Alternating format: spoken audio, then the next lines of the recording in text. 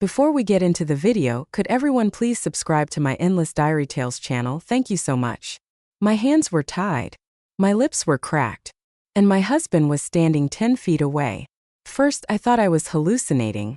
The drugs they gave me made everything hazy, the kind of haze that turns light into colorless fog and sound into static.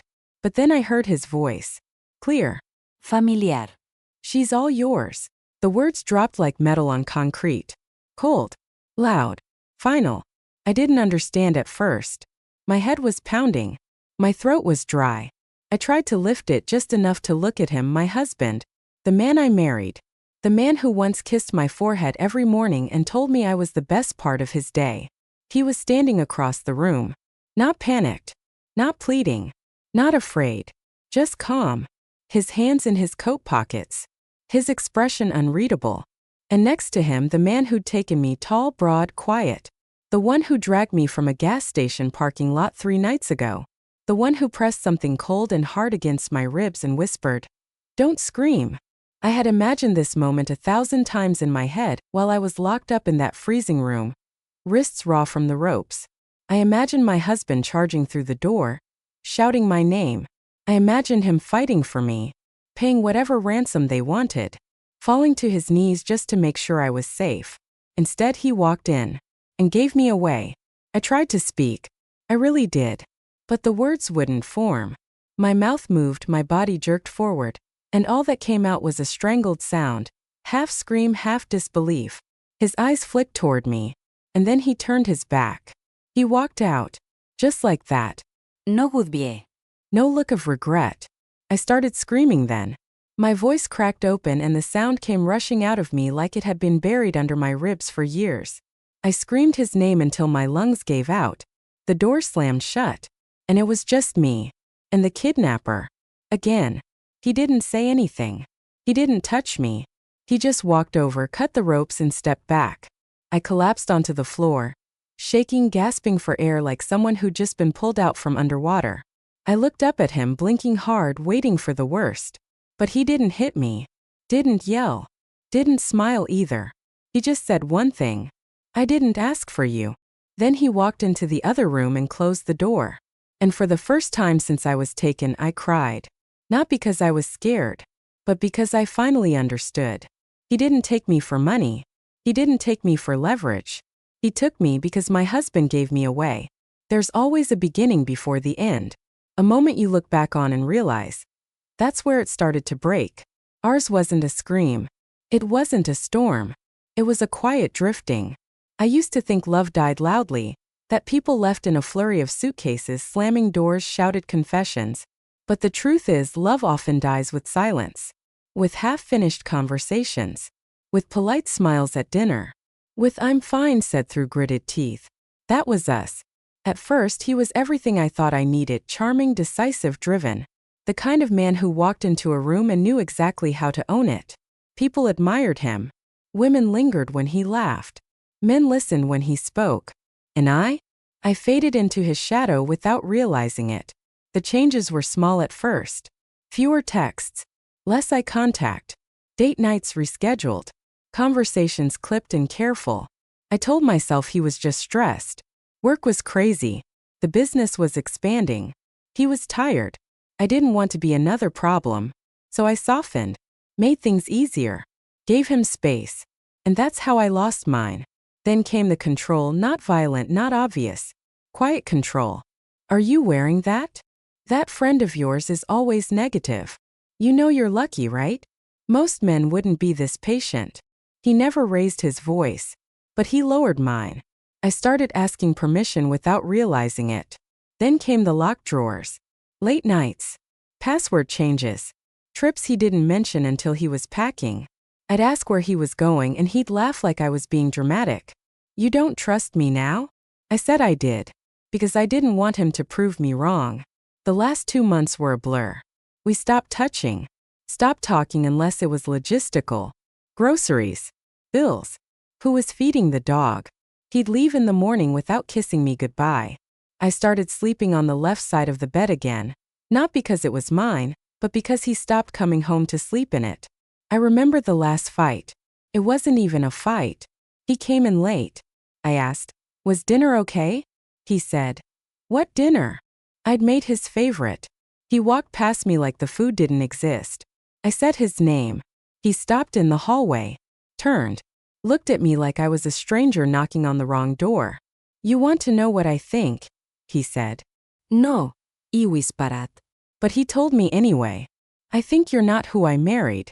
And I think you know it too. Then he walked upstairs. That was 5 days before the van. 5 days before I was grabbed from a parking lot and shoved into the back of a moving life I didn't ask for. I didn't realize until I was bound in a chair, staring at the man I married, that the van wasn't the beginning of the nightmare. It was the end of a long, slow betrayal that had already happened in silence. He just needed someone else to close the door. He didn't speak to me for the first 2 days. Not in words, anyway. He moved like a shadow, calm, efficient, and always one step ahead of whatever panic I thought I could use to gain control. Every time I tried to scream, he stared at me like I was wasting my own breath. Not cruel. Not angry. Just unimpressed. His name was never offered and I didn't ask. I was still too full of rage. Not for him, but for the man who had handed me over like a broken appliance. My husband. My protector. The one who promised to keep me safe. The captor didn't tie me up after the first night. He didn't have to. The room had no windows. The lock on the outside clicked like a warning. And beyond the door, there was only silence and shadows. I counted the minutes by the hum of the refrigerator in the next room, the shift of wood under his boots when he walked past, and the ache in my limbs from sleeping on the floor. He brought food at regular intervals. Nothing fancy: soup, toast, protein bars. Water always room temperature. He never watched me eat. He never touched me. And it was that, more than anything, that confused me. What kind of kidnapper doesn't threaten? Doesn't gloat? Doesn't demand anything? I asked once after 3 days. Why am I here? He sat down across from me and didn't answer right away. Then he shrugged. I was paid. I stared at him. To kill me. He shook his head. Just to take you off his hands. I swallowed hard. Are you going to hurt me? He looked almost offended. No, he said. Hurting you was never part of the deal. That night he placed a small first aid kit on the floor and walked away. I stared at it like it was a trick. But it wasn't. Inside was ointment, gauze, painkillers, lip balm. I cleaned the cut on my arm, bandaged the rope burns on my wrists. The door stayed locked. But something else had opened. He wasn't keeping me here out of lust or revenge. He didn't talk about me like I was an object. He didn't smile when I cried. He didn't yell when I asked questions. He just existed. Like someone who had long since stopped believing in reasons. I started watching him. The way he stood still for long periods, as if movement cost more than it was worth. The way he always read with one leg tucked under him, book held in both hands like it was fragile. The way he never raised his voice even when I tried to provoke him. You're a coward, I hissed once. He didn't even blink. I'm a transaction, he said. And so were you. The words hit harder than they should have. 'Cause I knew he was right. My husband hadn't betrayed me in anger. He'd arranged it. Transferred me like property. No emotion. No explanation. Just paperwork and disappearance. I wasn't a person to either of them. But at least the captor didn't pretend. At least he didn't lie. And somewhere, in the quiet between hostage and hostage-taker, I stopped being afraid of him. Not because he was kind, but because he was honest. I stopped checking the door after day 5.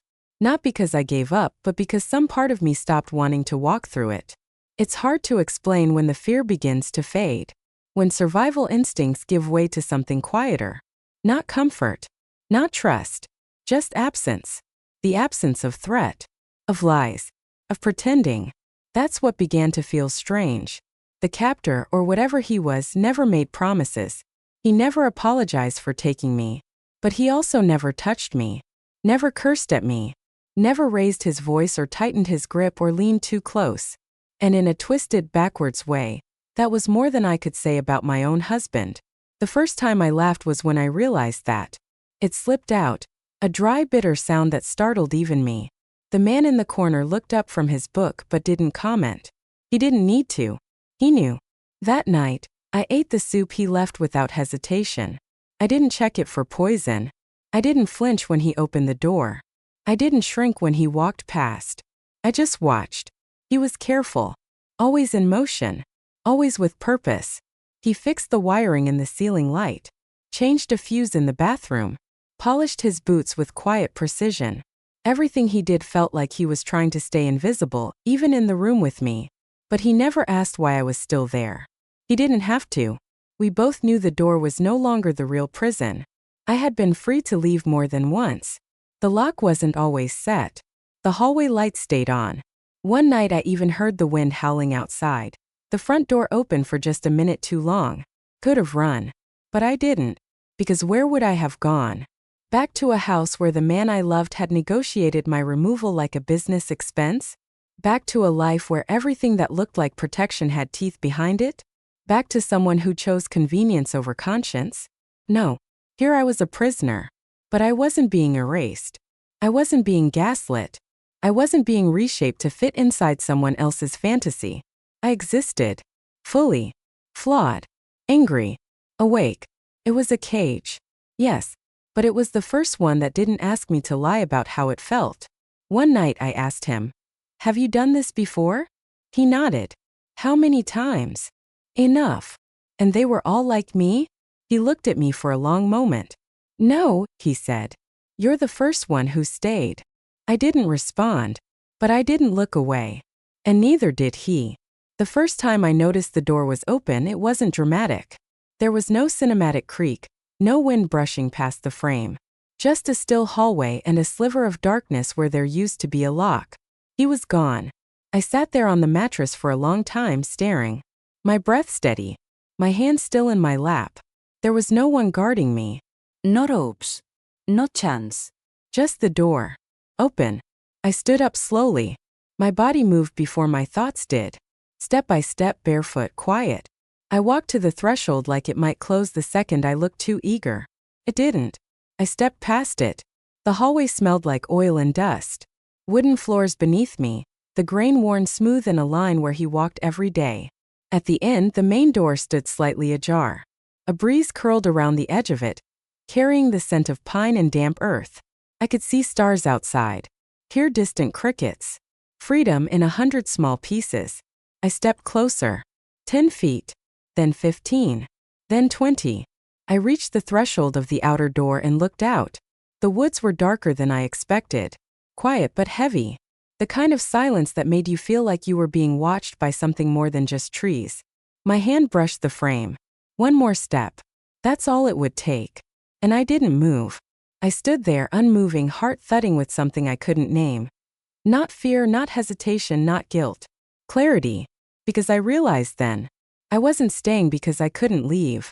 I was staying because I wasn't ready to. The door wasn't the test. It was the mirror. Out there was a world where my husband could spin a story. A world where I would have to explain why I didn't run. Why I didn't call the police the second I was free. A world that would paint him as the grieving man and me as the woman who somehow wasn't grateful enough to be rescued. In here I didn't know anyone anything. Not even him. I walked back to the room. Laid down on the mattress again. When he returned hours later, he didn't say a word. Just glanced at the door, then at me. He knew I'd seen it. He knew I'd stayed. He set a cup of water down next to the bed and went back to the chair in the corner, opened his book, and started reading again like it was just another night. But it wasn't. Not for me. Because I just walked up to freedom and chose not to take it. Not because I was weak. But because I was finally strong enough to stop running toward the same pain dressed in different names. They called it a miracle. The headlines, the neighbors, the officers who shook my hand like I'd survived something none of them could imagine. They said I was found. That I'd been rescued. But no one asked how I came back. And I didn't offer an answer. They pulled me from the woods after a jogger spotted me near a service road, walking calmly in jeans that weren't mine and shoes too big for my feet. I didn't run. I didn't cry. I just waited while they called it in. At the station they gave me water, a blanket, a therapist with a clipboard, and a room to decompress. Then he walked in. My husband. Suit pressed. Tie loosened. Hair tousled just enough to look exhausted but not undone. He rushed over like we were in a movie. Thank God. Baby, are you okay? I stared at him. I didn't speak. He filled the silence with practiced concern. Asked if I was hurt. If they did anything to me. Said he'd never stopped looking. Said he'd been on the phone with the detectives every day. I nodded at the right moments. Let the officers see what they needed to see. 'Cause they didn't know. They didn't know he walked away. That he stood 10 feet from me and gave permission for me to disappear. That the man he sent didn't even ask for payment up front. They didn't know the cage he put me in long before anyone tied me up. But I knew. And so did he. Back home he tried to play the role. Dinners. Flowers. A sudden return to pet names. You've been through so much, he whispered one night, brushing hair from my face like it hadn't been months since he last touched me without flinching. I flinched now, because I could still hear his voice in that warehouse. Still hear the casual betrayal. She's all yours. I slept with the bedroom door locked. I saved every voicemail he left while I was gone, forwarded them to myself, labeled them performance. I waited, watched, planned, because something inside me had changed. Not broken, just sharpened. I wasn't grieving anymore. I was documenting. And he had no idea how close he was to watching everything unravel. He underestimated me. He thought silence meant surrender. That because I came back quietly I had forgiven. Forgotten. Folded myself back into the lie like a good wife. But I hadn't come back to be quiet. I came back to finish something. The plan took weeks. Every day I played along, smiled over coffee, answered questions gently, wore the ring he thought still meant something. I documented everything. Emails, texts, passwords left open, search histories, expense reports. Every breadcrumb he'd dropped thinking I'd never follow. Then I pulled out the recorder. It wasn't professional. Just something cheap I'd picked up at a drugstore months before. Back when I still believed I could catch him cheating. Back when I thought infidelity was the worst thing he could do to me. I still had it when he brought me dinner one night, months before the abduction. A rare gesture back then. He sat across from me, loosened his tie, and said something offhand that I'd never forgotten. Some people are just problems waiting to be solved. I had pressed record that night, and then forgotten about it, until I came back and played it again, and realized he hadn't been talking about a client. He'd been talking about me. So I went digging deeper. And I found it in an old backup file tucked into a synced account he forgot I had access to. A voice message he'd left on someone's encrypted app. His voice clear as glass. No loose ends.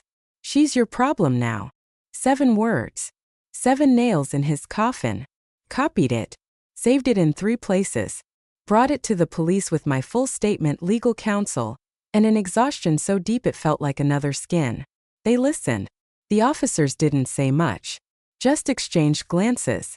Took notes. Asked careful questions. Do you know the man your husband was speaking to? I nodded. I lived with him longer than I lived with my husband. Did he hurt you? No, I said. He just let me see clearly. They took the file. Opened an investigation. I watched from the hallway as my husband was called in for questioning, face pale, still wearing his charm-like armor. But his hands were shaking. I had watched those hands give me away. Now they couldn't even hold a pen steady. They played the tape. He laughed at first. Tried to say it was a joke. Just venting. Just a misunderstanding. But no one laughed with him. Because there was nothing funny about selling your wife to a stranger and hoping she never made it back. The day the charges were filed, I didn't cry. I stood in the kitchen, stirring tea that had long since gone cold, and listened to the news anchor say his name like it belonged to someone they'd never met. Local businessman under investigation for conspiracy to commit abduction. No mention of me. No mention of why. Just his name. His face. His fall. My lawyer called. Said the case would move forward. Said I had options now. Said I should consider changing my locks, changing my name, maybe changing my life. I already had. The house felt too clean. Too still. Like it had been emptied of the ghost I used to be. So I packed a bag and left. No destination. Just motion. It wasn't until I reached the edge of the county line that I felt my hands stop shaking. And still, I wasn't done. There was one person I hadn't spoken to. One person who had seen me at my most broken and asked for nothing in return. He was out by then, released quietly on unrelated charges. No one cared to follow up. No one asked what happened to the woman he once held behind locked doors. But I remembered. I found him 2 towns over, working in a garage, wiping oil from his hands like he'd done it every day of his life. He saw me before I spoke. Didn't flinch. Didn't smile. Just waited. I wanted to say thank you, I said. He nodded. You don't owe me that. I stepped closer. You didn't hurt me. His eyes flicked up. Still steady. Still unreadable. I didn't save you either. You didn't lie to me, I said. That was enough. We sat on the curb outside. Said little. Watched the world go by in silence that didn't need to be filled.